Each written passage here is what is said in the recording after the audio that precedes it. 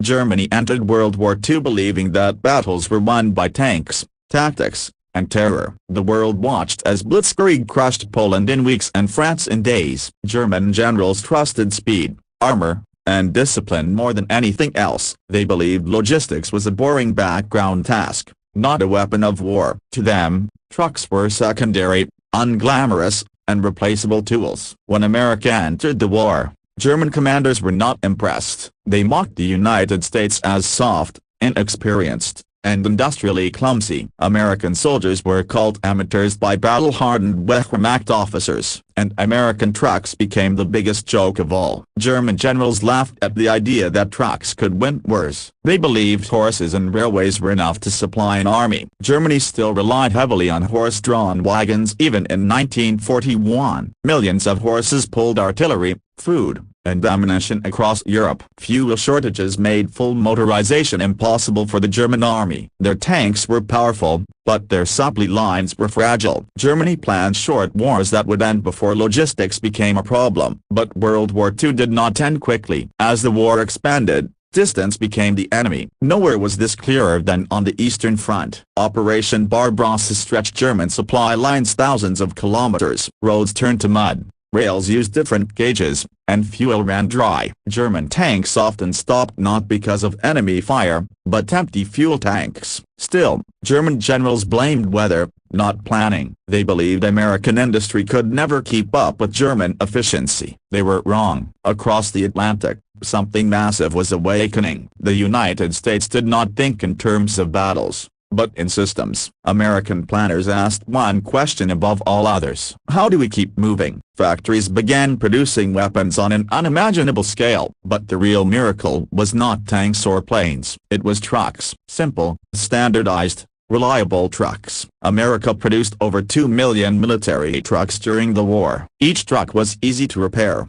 easy to replace, and easy to drive. Parts were interchangeable across models and units. This was industrial warfare, not heroic warfare. German generals did not understand this philosophy. They believed quality always defeated quantity. But quantity, when organized, becomes quality. As Allied forces landed in North Africa, logistics decided the battles. American units could move, resupply, and reposition faster than expected. German commanders noticed something strange. The Americans never seemed to run out of fuel. They never stopped moving for long. Every loss was quickly replaced. Still, the laughter continued. Trucks were not tanks. Drivers were not soldiers. Then came 1944. D-Day changed everything. When Allied forces landed in Normandy, Germany expected them to stall. Ports were destroyed, roads were damaged, and supply routes were chaotic. German generals believed the Allies would collapse under logistical pressure. They waited. What followed shocked them. Instead of stopping,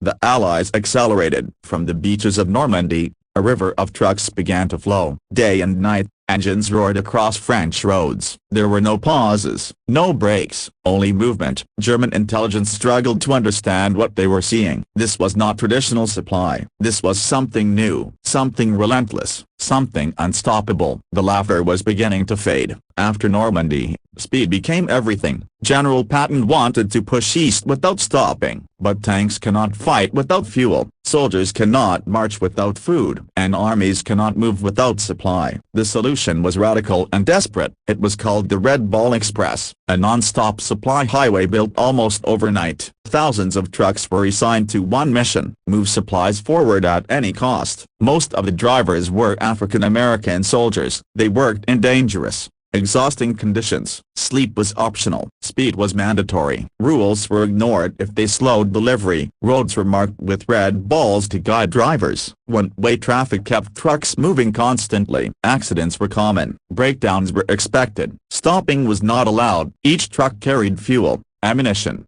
food, and hope. German generals watched in disbelief. They had never seen logistics used like this. Entire armor divisions were supplied by trucks alone. No railways, no horses, just engines and discipline. Every day, Thousands of tons reached the front lines. Patton's tanks advanced faster than German defenses could react. German units retreated not because they were defeated, they retreated because they were outmaneuvered, outsupplied, outpaced. German tanks often sat idle without fuel. American tanks kept moving. The contrast was brutal. German supply doctrine emphasized efficiency on paper. American supply doctrine emphasized redundancy in reality. If one truck failed, 10 more followed. If one road was destroyed, another route opened. German planners could not adapt quickly enough. Their logistics were centralized and rigid. American logistics were flexible and decentralized. This flexibility killed German counterattacks before they began. Every German push ran into the same wall. Fuel shortages, ammunition shortages, food shortages, morale shortages. Meanwhile,